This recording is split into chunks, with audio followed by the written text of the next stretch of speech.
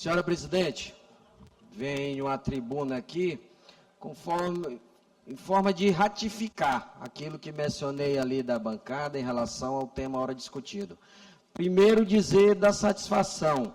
Eu acho que esse tipo de debate, eu acho que ele enriquece a casa, deputado Arnaldo Melo, que eu acho que é isso que a população do Maranhão espera de todos nós, que a gente traga os assuntos que sejam pertinentes à nossa população, que sejam pertinentes ao bom andamento das políticas públicas aqui do estado do Maranhão. E quando a casa ela se coloca nesse debate de ideias, de argumentos, eu acho que isso, quem ganha é a população do nosso estado. Como disse, de tudo que foi mencionado aqui, respeito muito a posição sempre sensata do deputado Carlos Lula, na medida de que essa indicação, ora feita pelo nosso governador, ela de fato, ela suscita algumas dúvidas, suscita algum debate, e claro que essa casa, apesar de acima de qualquer coisa, ser uma casa política, nós não podemos nos afastar da análise da constitucionalidade e, claro, também em relação se o indicado, ele detém todos os aspectos que são necessários para que ele ocupe cargo de tamanha relevância, função de tamanha relevância. Primeiro que ainda respeitando a posição levantada pelo deputado Carlos Lula, creio que é completamente possível a indicação do doutor Tiago como interventor de Turilândia, ainda que ocupe, que seja concursado no cargo de defensor público do estado do Maranhão, inclusive trazendo aqui uma situação ocorrida no estado de Roraima, no ano de 2018 ainda, que houve uma intervenção federal e o interventor era um defensor público do estado de Roraima. Evidentemente que por simetria, homenageando o princípio da simetria, porque o estado do Maranhão não pode fazer a mesma coisa. Uma parte aqui para o deputado Cláudio Cunha. Deputado Catulé, você que é jurista, eu estou aqui olhando a Constituição Federal, o artigo 16 até o 18, que trata de intervenções, né? Eu não consigo olhar aqui o critério para a escolha, né? Mas pesquisando aqui na internet, eu achei aqui o general Walter Souza Braga Neto, que foi interventor do Rio de Janeiro. E ele é das Forças Armadas. E também aqui, na Constituição Estadual, um dos critérios para haver intervenção está se for por uma decisão judicial, que é o caso de Turilândia, que se aplica. E como escreveu o desembargador Gervásio, ali ele narra que precisa ser uma pessoa de notório saber, que tenha independência, mais voltado para essa questão técnica. Mas se o Gervásio tivesse narrado que pudesse ser com o perfil de um pastor ou um padre, esta casa e o Poder Executivo não teria que estar cumprindo essa decisão judicial? Então, eu não sei por que tanta discussão em torno de um nome que escolha técnica. E pelo que os colegas parlamentares estão levantando aqui, sobre a questão da idoneidade ou não, eu quero dizer aos colegas que esta casa aqui é um controle externo. Nós estamos aqui para fiscalizar o governo estadual e o municipal também.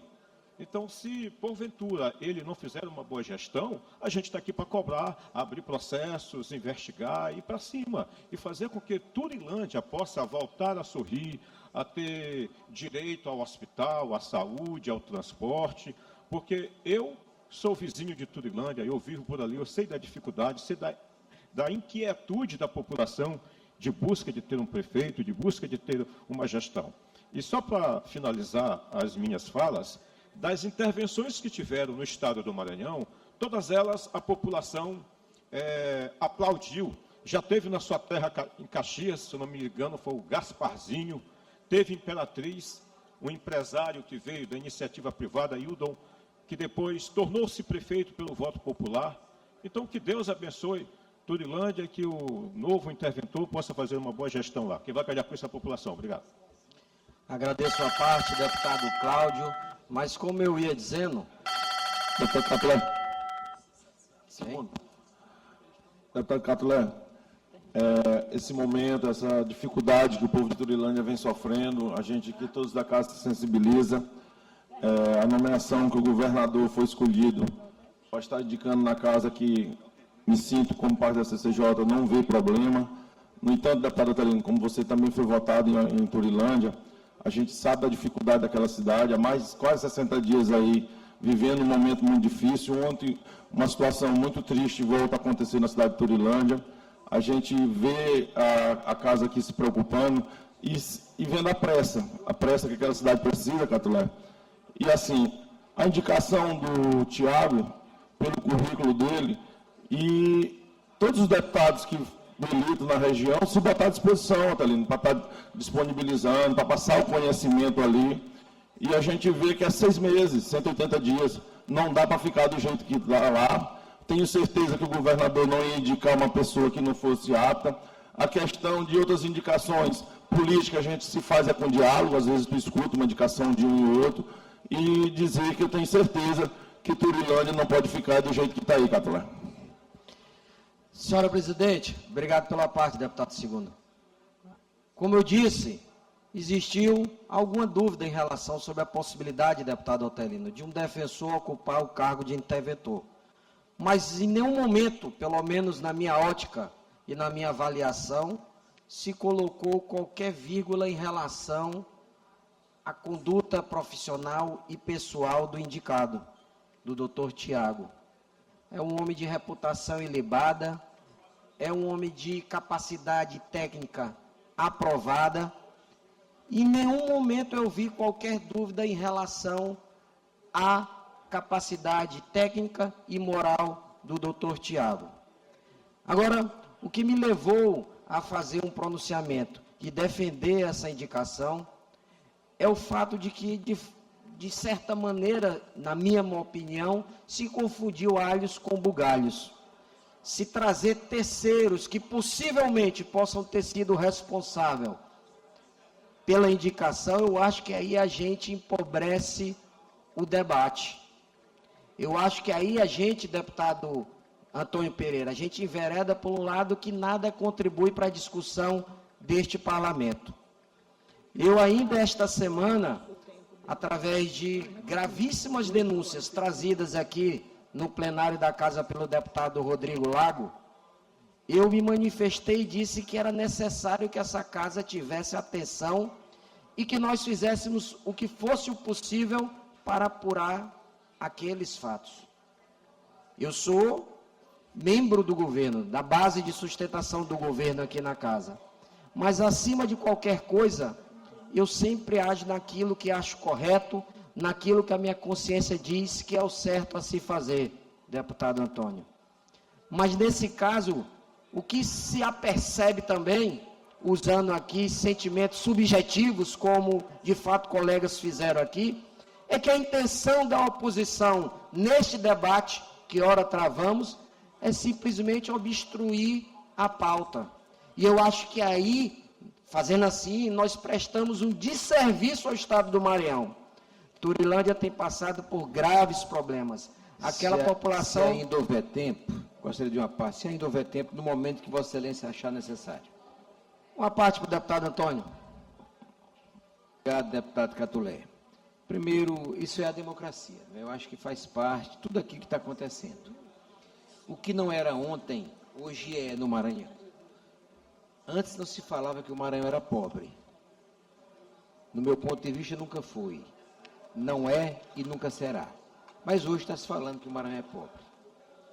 Aqui foi dito que talvez o governador pudesse ter escolhido alguém melhor, olhado com mais cuidado. Se o governador tivesse colocado um santo, indicado um santo, a oposição teria o mesmo comportamento que está tendo agora. Ia buscar, rebuscar, se quando no colégio com 4, 5 anos de idade, essa criança não fez xixi na sala, na frente do professor, se não bateu num coleguinha. Isso é a oposição. Isso é a democracia. Por isso que a democracia, ela é difícil de ser exercida. Mas eu acho que nós vamos finalizar o debate. A maioria ganha e a minoria trabalha da maneira como está trabalhando. A oposição não tem outra coisa para fazer que não seja o que está fazendo. Enquanto nós estamos aqui discutindo, o governador está inaugurando uma das principais estradas no sertão do Maranhão. E nós aqui estamos dando uma oportunidade a uma cidade que precisa ser reinventada, precisa ser regerenciada. Portanto, eu quero agradecer a parte de Vossa Excelência e dizer que tudo isso aqui é normal e fortalece o debate.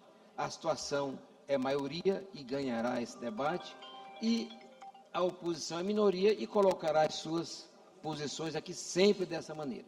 Não importa o nome, a oposição trataria da mesma maneira. Muito obrigado. Conclua, deputado. Encerre a sua fala. Presidente, finalizando, tem um ditado popular, e eu acho que ele, mais do que nunca, ele se faz necessário, que é aquele que diz: meu filho, você ainda vai ver coisa. Hoje, nessa tribuna, até o tráfico de drogas do Rio de Janeiro foi trazido, um senhor de Rupinol. Rupinol.